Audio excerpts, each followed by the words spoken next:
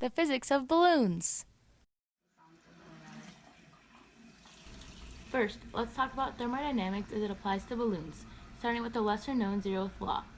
To demonstrate this, we will show how two balloons out of thermal equilibrium interact.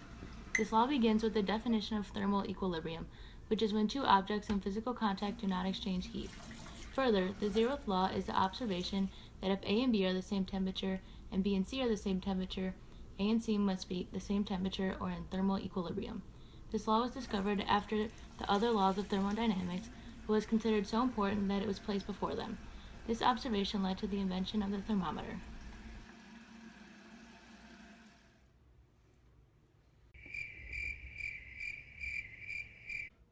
Thermal equilibrium can be easily recognized in balloons as the point in which the material of the balloon no longer expands, and if the same type of balloon is filled with the same volume of substance, the material should ideally be the same size and shape.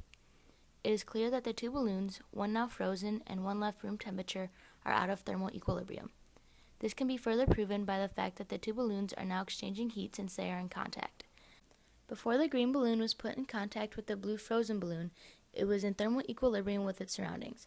Once the blue balloon is in thermal equilibrium with the green balloon, and the green balloon is once again in thermal equilibrium with its surroundings, the blue will also be in equilibrium with its surroundings. On to the first law, which is the principle of conservation of energy.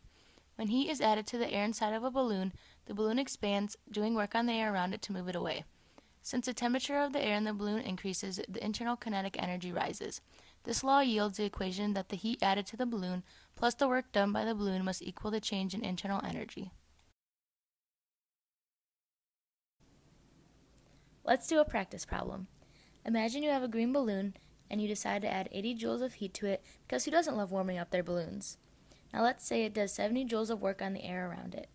To begin solving for the change in internal energy, or delta U, we know that the heat added, Q, equals the change in internal energy plus the work done by the balloon, or W. We can rearrange this to get delta U equals Q minus W. Plugging in our own numbers, we get that the change in internal energy is 10 joules. Next, we'll talk about the elasticity of balloons.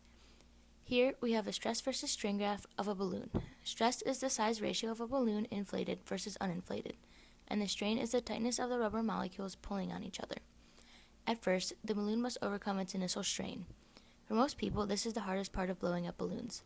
As more air is added to the balloon, the slope goes nearly to zero, as the pressure stays fairly constant but the size of the balloon increases.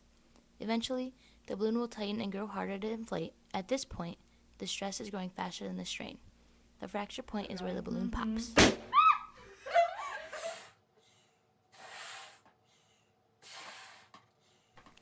Balloons are an elastic material, meaning that when the stress and strain are removed before the fracture point, they will ideally return to their original shape and size, but this is not perfectly true.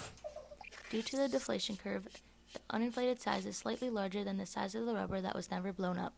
This effect is called hysteresis, meaning that the stress and strain depend on the object's history.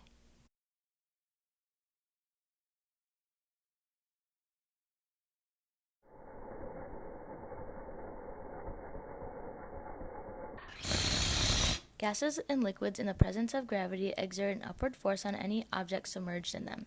This upward force is called the buoyant force. When the object is less dense than the fluid it is submerged in, it will float. This is the reason that helium balloons float in air. The balloon itself, plus the helium within it, weighs less than what the air displaces. In fact, helium is 7 times less dense than air. Helium balloons are much more difficult to push underwater than oxygen balloons because of how much less dense helium is.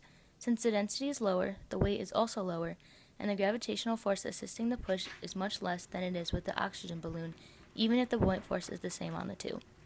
Now that the helium balloon is covered in water, the gravitational force due to the weight of the balloon is greater than the buoyant force from the air. Here we have a helium-filled balloon. If we carefully poke a hole in it so that the helium slowly seeps out, we can observe the changing concentration of gas within. As the weight of the balloon plus the helium begins to rise in proportion to the buoyant force, we can see that it no longer floats.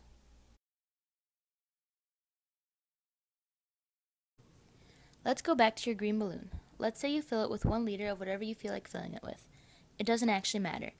The balloon is surrounded by air as opposed to some other gas or liquid. Now, let's calculate the buoyant force. The formula to calculate this is buoyant force, F subscript B, equals density of the fluid, rho subscript fluid, times the acceleration due to gravity, times the volume of the substance or object displaced. The fluid in this case is just the air surrounding the balloon.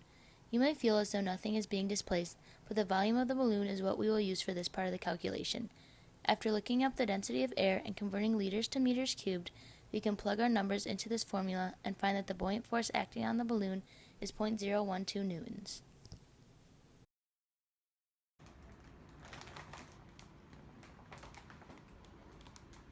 Does my voice sound the same? Oh, that was so sad. Oh my god!